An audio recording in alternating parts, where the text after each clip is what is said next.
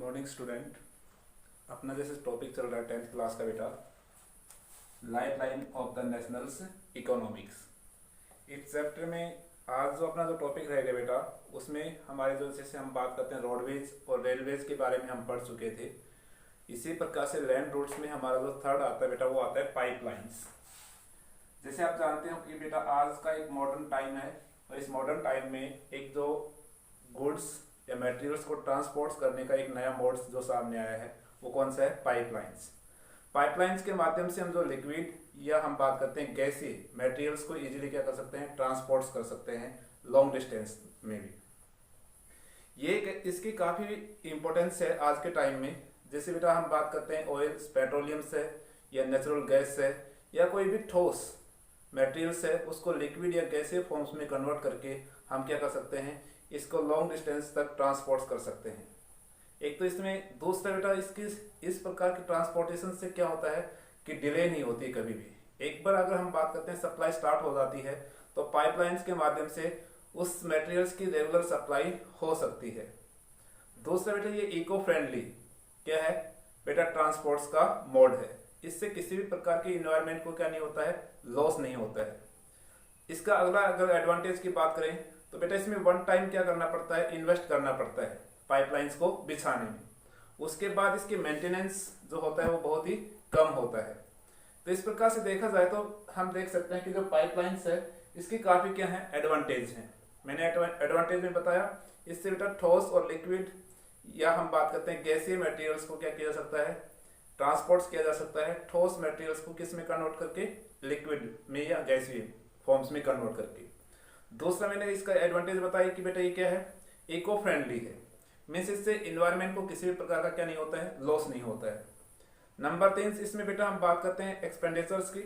तो इसमें one time invest किया जाता है और वन टाइम इन्वेस्ट करने के बाद इस पर बेटा रेगुलर रेलवे या रोडवेज की तरह लगातार इन्वेस्ट या भी हम बात करते हैं खर्च नहीं करना पड़ता है, जिससे भी ये एक हम बात करते हैं बेनिफिट है इसका।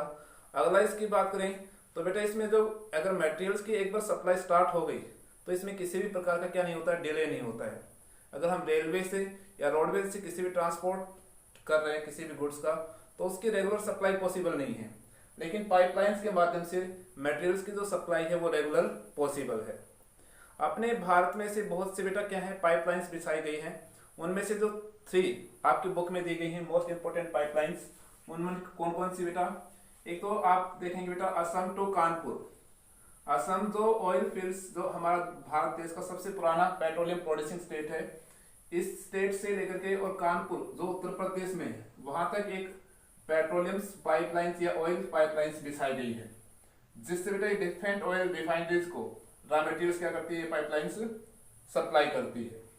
दूसरी बेटा गुजरात स्टेट में सलाया है, वहां से, और बेटा जालंधर कहाँ? पंजाब में। उसको बेटा पेट्रोलियम की ये भी ऑयल पाइपलाइंस है। इसके माध्यम से बेटा पेट्रोलियम से गुजरात से जालंधर तक क्या किया जाता है? पाइपलाइंस के माध्यम से ट्रांसपोर्ट किया जाता है। और इस पाइपलाइंस के बारे में हम पहले भी पढ़ चुके हैं, HVJ गैस पाइपलाइंस। ये इंडिया की सबसे लॉन्गेस्ट पाइपलाइंस है, जिसकी लंबाई हमने बताई थी बेटा 700 किलोमीटर। तो इसमें जो पहली है असम से कानपुर, ये बेटा पेट्रोलियम पाइपलाइंस है। सलाया से और बेटा जालंधर तक जो पाइपलाइंस है ये भी ऑयल्स पाइपलाइंस है। लेकिन HVJ है ये एक गैस पाइपलाइंस है, जिससे नेचुरल गैस का क्या किया जाता है? ट्रांसपोर्टेशन किया जाता है। तो हमारे यहाँ पर लैंड रूट्स क्या होते हैं? कंप्लीट होते हैं। पाइपलाइंस में आपको क्या याद करना है बेटा? इसके एडवांटेज याद करनी है और मोस्ट इंपोर्टेंट पाइपलाइंस कौन कौन सी हैं उनको याद करना है और नोट्स में भी बनाना है। आज हम स्टार्ट कर रहे हैं बेटा वाटरवेज। तो वाटरवेज हम सेकंड रूट आता है हमारे लैंड के बाद। तो बेटा वाटरवेज की बात करते हैं तो अपने इंडिया का जो मैप आप देखते हैं तो इसकी लोकेशंस काफी क्या है? इसको शो करती है कि भारत की जो वाटर बाउंड्री है उसकी जो लेंथ हमने पढ़ चुके हैं 7000, हम बात करते हैं 16.6 किलोमीटर हमारी क्या है? कोस्टल लाइन्स है। तो एक लॉन्गेस्ट कोस्टल लाइन्स वाला क्या है? हमारा देश एक कंट्री है। तो ये काफी मीन्स अरेबियन सी के साथ, बे ऑफ बंगाल के साथ और इंडियन ओशियंस के साथ हमारी सीमाएं लगती हैं। जो इस प्रकार से हम देखते हैं कि बेटा तो हमारे देश जो इंटरनेशनल जो रूट्स हैं, जो वाटर रूट्स हैं, उनसे क्या है, वेल कनेक्टेड है।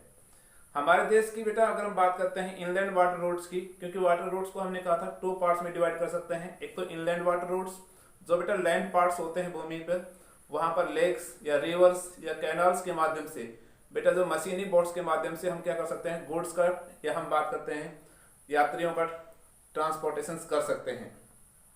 अपने भारत में वैसे तो बेटा इनलैंड वाटर रूट्स की जो लेंथ की बात करते हैं तो वो 14,500 किलोमीटर लंबा है, लेकिन मशीनी बोट्स के लिए जो पॉसिबल है वो 685 किलोमीटर ही क्या है, पॉसिबल है, जहां से बेटा मशीनी बोट्स चलती हैं। ये एक ऐसा ट्रांसपोर्ट का मोड्स है जो बेटा अगर हम बात करते हैं हैवी गुड्स को भी इजीली क्या किया जा सकता है, लो ऑफ कॉस्ट पर ट्रांसपोर्ट किया जा सकता है लॉन्ग डिस्टेंस के लिए। साथ में बेटा इस पर कंस्ट्रक्शन या हम बात करते हैं रेलवे की तरह रेलवे लाइंस नहीं बिछानी पड़ती हैं, न रोड्स बनाने पड़ते हैं, तो इसमें एक ये भी इसका ऊपर जो इन्वेस्ट खर्च है वो नहीं आता है। साथ में ये एक इको फ्रेंडली क्या है, ट्रांसपोर्ट्स का मोड्स है। अगर देखा जाए तो बेटा लॉन्गेस्ट डिस्टेंस के लिए सबसे जो चीपेस्ट जो मोड है ट्रांसपोर्टेशन का वो कौन सा है, वाटरवेज है। अगर आपको लंबी दूरी की यात्रा तय करनी है तो बेटा वो सबसे सस्ता साधन है परिवहन का, वो कौन सा है, वाटरवेज। इस प्रकार से देखा जाए तो बेटा इसकी काफी क्या है, इंपॉर्टेंस है। हमारे देश में ऐसे बहुत से क्या है, इनलैंड वाटर हाईवे बनाए गए हैं। इनमें से बेटा हम बात करते हैं जो गंगा रिवर से, उस पर एक नेशनल वाटर हाईवे नंबर 1 से, कहां से बेटा, इलाहाबाद से हल्दिया। इलाहाबाद जो उत्तर प्रदेश में है, हल्दिया बेटा हम बात करते हैं ये एक सी पोर्ट से। तो इलाहाबाद से और हल्दिया के बीच जो 1620 किलोमीटर लंबा एक जलीय मार्ग है, जिसे बेटा national water highway number 1 declare किया गया है इंडियन गवर्नमेंट द्वारा। दूसरे बेटा ब्रह्मपुत्र नदी पर सदिया से और धुबरी तक बेटा 891 किलोमीटर एक लॉन्गेस्ट क्या है, इनलैंड वाटर रोड्स है, जिसको बेटा national water highway number 2 declare किया गया है। नंबर 3 बेटा जो west coast of the canals, mean जो केरल जो स्टेट है उसकी जो पश्चिमी जो तट है वहां पर एक नहर बनाई गई है, जिसमें भी मशीनी बोट्स क्या है, नेविगेशन पॉसिबल्स है। इसकी लेंथ बेटा 205 किलोमीटर है और ये इंडिया का नेशनल वाटर हाईवे नंबर 3 है। तो इस प्रकार से हम देखते हैं कि हमारे पास जो इनलैंड वाटर रोड्स हैं उसमें 3 नेशनल हाईवे क्या किए हैं, डिक्लेयर किए गए हैं इंडियन गवर्नमेंट द्वारा। गंगा रिवर्स पर नेशनल हाईवे नंबर 1, ब्रह्मपुत्र पर बेटा नेशनल वाटर हाईवे नंबर 2 और वेस्ट कोस्ट कैनाल्स पर बेटा नेशनल वाटर हाईवे नंबर 3। जो बेटा नेशनल हाईवे वाटर नंबर 1 है वो बेटा इलाहाबाद टू हल्दिया, नंबर 2 है वो सदिया से धुबरी और नंबर 3 है बेटा वो कहां से, केरला में है, जो हमारे पश्चिमी तटीय नहर है वहां पर। इनलैंड वाटर रूट्स के अलावा बेटा जो हम बात करते हैं सी रूट्स, क्योंकि हमने वाटर रूट्स 2 टाइप्स के होते हैं, इनलैंड वाटर रूट्स और सी रूट्स। तो सी रूट्स की बात करें तो बेटा सी रूट्स में हमारे यहाँ काफी मेजर्स क्या हैं, सी पोर्ट्स हैं, जिनका मैंने आपको मैप भी सेंड कर चुका हूँ आपके होमवर्क ग्रुप में, आपने वो मैप भरा भी होगा।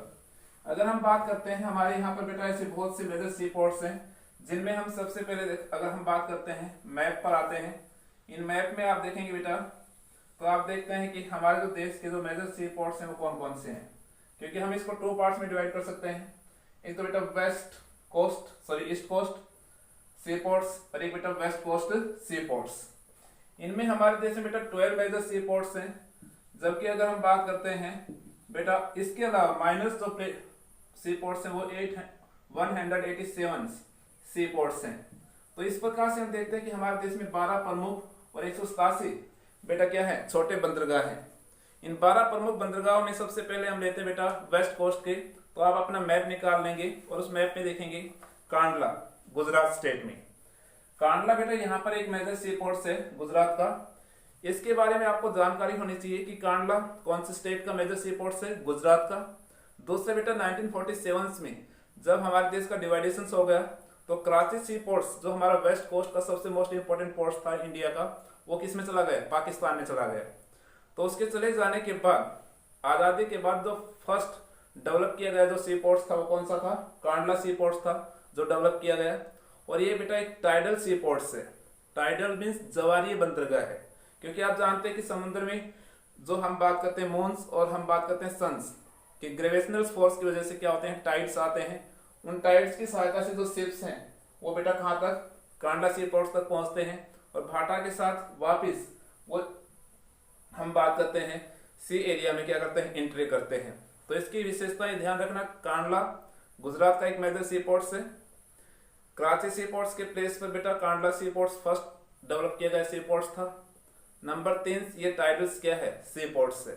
ये इनकी 3 विशेषताएं आपको पता होनी चाहिए। फिर बेटा वेस्ट कोस्ट पर आता है इसका सेट, हम बात करते हैं मुंबई महाराष्ट्र में। ये वेस्ट इंडिया का या हम कह सकते हैं पूरे इंडिया का सबसे जो मोस्ट इंपोर्टेंट जो सी पोर्ट्स है वो कौन सा है, मुंबई है। मुंबई एक नेचुरल क्या है बेटा, सी पोर्ट्स है और बेटा ये हर्बल पोर्ट्स भी है। देखिए बेटा हर्बल्स या सी पोर्ट्स दोनों में डिफरेंस है। जहां यात्री चढ़ते हैं या सामान को उतारा या चढ़ाया जाता है तो वो तो सी पोर्ट्स कहलाता है, लेकिन जहां शिप्स को प्रोटेक्ट जो ओशिनेटिक जो वेव्स होती हैं उनसे प्रोटेक्ट करने के लिए जो सुरक्षित जिन स्थानों पर खड़ा किया जाता है उसे बेटा हर्बल्स कहा जाता है। तो मुंबई दोनों टाइप्स की फैसिलिटीज प्रोवाइड करने वाला एक सी पोर्ट्स है। इस सी पोर्ट्स पर बेटा बहुत ज्यादा प्रेशर्स है। इस प्रेशर्स को कम करने के लिए इसी के पास महाराष्ट्र में देखना मैप में कौन सा बेटा, जवाहरलाल नेहरू सी पोर्ट्स क्या किया गया, डेवलप किया गया। तो मीन्स महाराष्ट्र में 2 मेजर सी पोर्ट्स है, एक तो मुंबई में और दूसरा बेटा जवाहरलाल नेहरू सी पोर्ट्स। फिर हम आगे आते हैं तो बेटा इसमें मैप में आप देखेंगे कौन सा, गोवा स्टेट। तो गोवा स्टेट में मार्मोगांव सी पोर्ट्स है जो एक मेजर सी पोर्ट्स है और यहाँ से आयरन ओर का क्या किया जाता है बेटा, एक्सपोर्ट्स किया जाता है अदर कंट्री में। फिर हम आते हैं बेटा कर्नाटक स्टेट में। तो कर्नाटक स्टेट में अब बेटा आता है न्यू मैंगलोर्स, मार्मोगांव के बाद न्यू मैंगलोर्स है। ये भी एक मेजर सी पोर्ट्स है कर्नाटक स्टेट का और बेटा यहाँ से भी आयरन ओर का क्या किया जाता है, एक्सपोर्ट्स किया जाता है। फिर आता है बेटा कोची, जो केरला स्टेट है उसमें है बेटा कोची सी पोर्ट्स। ये जो सी पोर्ट्स है ये लक्षद्वीप जो हमारा यूटी है उसके काफी नजदीक है और इसे बेटा अरब सागर की रानी के नाम से भी जाना जाता है, क्वीन। तो इस प्रकार से हम कह सकते हैं कि हमारी जो 12 मेजर सी पोर्ट्स हैं उनमें से कांडला, मुंबई, जवाहरलाल नेहरू, मार्मोगांव, न्यू मैंगलोर और कोची। बेटा इस प्रकार से हम देखते हैं कि जो 12 में से जो मेजर सी पोर्ट्स हैं वो हमारे किस पर हैं, वेस्ट कोस्ट पर हैं। इसी प्रकार से बेटा जो 6 अदर जो हमारे जो मेजर सी पोर्ट्स हैं वो ईस्ट कोस्ट पर हैं। सबसे पहले हम लेते हैं कोलकाता। कोलकाता बेटा ईस्ट इंडिया का एक मोस्ट इंपोर्टेंट सी पोर्ट्स है और बेटा ये रिवर टाइम्स सी पोर्ट्स है जो गंगा नदी पर है। देखिए बेटा यहाँ से जो बे ऑफ बंगाल से हम एंट्री करते हैं तो रिवर्स के माध्यम से हम कोलकाता तक क्या करते हैं, पहुंचते हैं, इसलिए इसे रिवर लाइन्स सी पोर्ट्स कहा जाता है। इस सी पोर्ट्स पर भी काफी प्रेशर्स है बेटा और प्रेशर्स होने की वजह से इसके नजदीक ही वेस्ट बंगाल में हल्दिया अदर सी पोर्ट्स क्या किया गया, इसकी हेल्प के लिए डेवलप किया गया। तो बेटा इस जो हमारी जो ईस्ट कोस्ट है उस पर जो 2 मेजर सी पोर्ट्स हैं वो किस में है, वेस्ट बंगाल में है, कोलकाता में। एक तो कोलकाता और एक बेटा हल्दिया। कोलकाता कैसा सी पोर्ट्स बताया मैंने, रिवर लाइन सी पोर्ट्स कहा, नदी पतन। उसके बाद हम आते हैं उड़ीसा। उड़ीसा में बेटा आता है पारादीप। पारादीप एक मेजर सी पोर्ट्स है उड़ीसा स्टेट का और यहाँ से आयरन ओर का क्या किया जाता है, एक्सपोर्ट्स किया जाता है। उसके बाद बेटा हम आते हैं आंध्र प्रदेश में। तो आंध्र प्रदेश का जो मेजर सी पोर्ट्स है वो कौन सा है, विशाखापट्टनम। जो आपके मैप में देखिए विशाखापट्टनम भी आंध्र प्रदेश का एक मेजर सी पोर्ट्स है और यहाँ से आयरन और आयरन एंड स्टील्स दोनों का क्या किया जाता है, एक्सपोर्ट्स किया जाता है। अब आते हैं बेटा चेन्नई। जो साउथ इंडिया का सबसे मोस्ट इंपोर्टेंट जो सी पोर्ट्स है वो चेन्नई है और ये बेटा आर्टिफिशियल क्या है, सी पोर्ट्स है। सबसे ओल्डेस्ट आर्टिफिशियल जो सी पोर्ट्स है वो है चेन्नई जो किसमें है, तमिलनाडु स्टेट में। और बेटा नीचे साउथ में देखिए आप मैप में तो यहाँ लिखा है तूतीकोरिन। तूतीकोरिन से वो हमारे इंडिया का सबसे साउथर्न मोस्ट क्या है, सी पोर्ट्स है और वो किसमें है बेटा, तमिलनाडु स्टेट में है। तो बेटा आपको इनको मैप में भी भरना है और इन सभी सी पोर्ट्स के जो मोस्ट इंपोर्टेंट जो पिक्चर्स हैं वो भी नोट करनी है। धन्यवाद, थैंक्स।